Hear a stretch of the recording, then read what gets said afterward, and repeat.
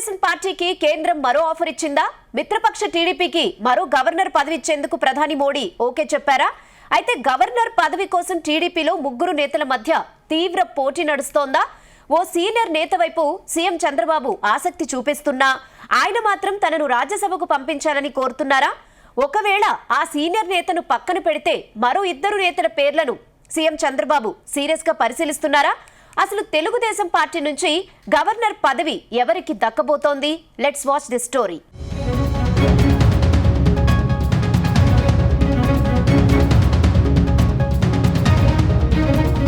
ఆంధ్రప్రదేశ్లో తెలుగుదేశం పార్టీకి కేంద్ర ప్రభుత్వం మరో బంపర్ ఆఫర్ ప్రకటించింది. త్వరలో జరిగే కేంద్ర మంత్రివర్గ విస్తరణలో 2 మంత్రి పదవులతో పాటు మరో గవర్నర్ పోస్ట్ ఇచ్చేందుకు ప్రధాని మోదీ ఓకే చెప్పినట్టు తెలుస్తుంది. ఇటీవల 5 రాష్ట్రాల ఎన్నికల ఫలితాలు వచ్చి ప్రభుత్వాలు కొలువుదీరాయి. బీజేపీకి సానుకూల ఫలితాలు వచ్చాయి. అందుకే కేంద్ర మంత్రివర్గ విస్తరణతో పాటు మిత్రులతో మరింత బలం పెంచుకోవాలని కాషాయ పార్టీ లెక్కలు వేసుకుంటోంది. ఇప్పటికే తమిళనాడులో డీఎంకేతో స్నేహం చేసేందుకు ఎన్డీఏలోకి రప్పించేందుకు చర్చలు మొదలుపెట్టింది. మరోవైపు తెలుగుదేశం పార్టీతో మరింత బలం పెంచుకునేందుకు వీలుగా రాజకీయ అండదండలు ఇవ్వాలని నిర్ణయించింది. అందులో భాగంగా తెలుగుదేశం పార్టీకి ఒక గవర్నర్ పోస్ట్ ఇచ్చేందుకు సూత్రప్రాయంగా ఒక నిర్ణయానికి వచ్చినట్లు ప్రచారం సాగుతుంది.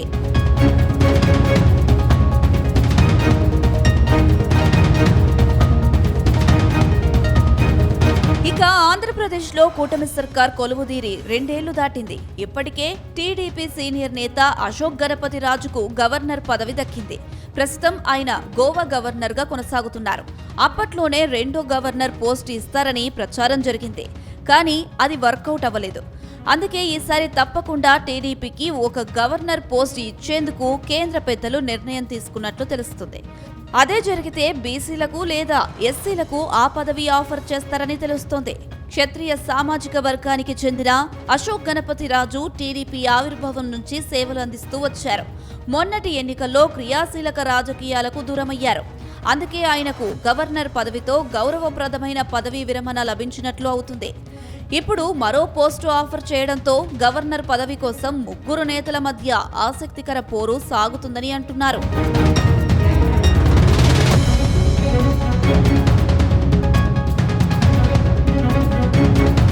ప్రస్తుతం తెలుగుదేశం పార్టీలో సీనియర్ నేతగా మాజీ మంత్రి యనమల రామకృష్ణుడు కొనసాగుతున్నారు. కొద్ది రోజులుగా రాజ్యసభకు వెళ్లాలని ఆయన ఆశపడుతున్నారు.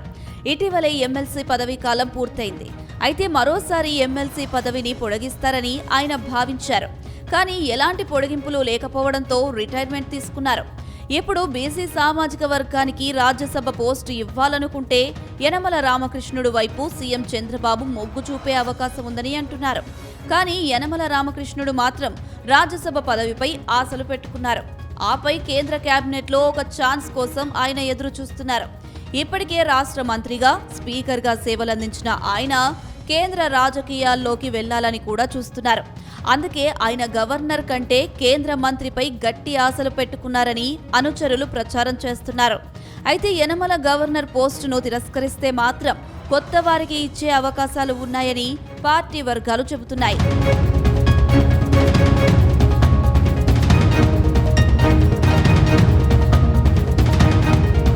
మరోవైపు కర్నూలు జిల్లాకు చెందిన మాజీ డిప్యూటీ సీఎం కేఈ కృష్ణమూర్తిని గవర్నర్ పోస్టుకు ఎంపిక చేస్తే బాగుంటుందన్న అభిప్రాయం పార్టీ వర్గాల్లో వినిపిస్తుంది.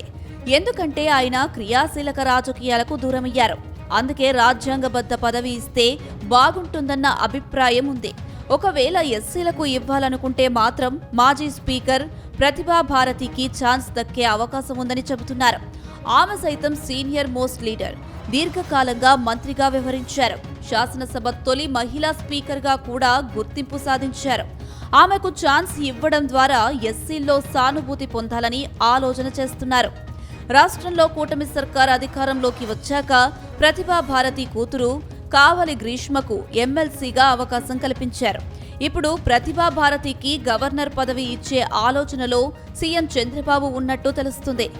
ఏది ఏమైనా మోదీ సర్కార్ ఆఫర్తో ఏపీ నుంచి కొత్త గవర్నర్గా ఎవరిని ఎంపిక చేస్తారనేది మాత్రం ఇంట్రెస్టింగ్గా మారింది.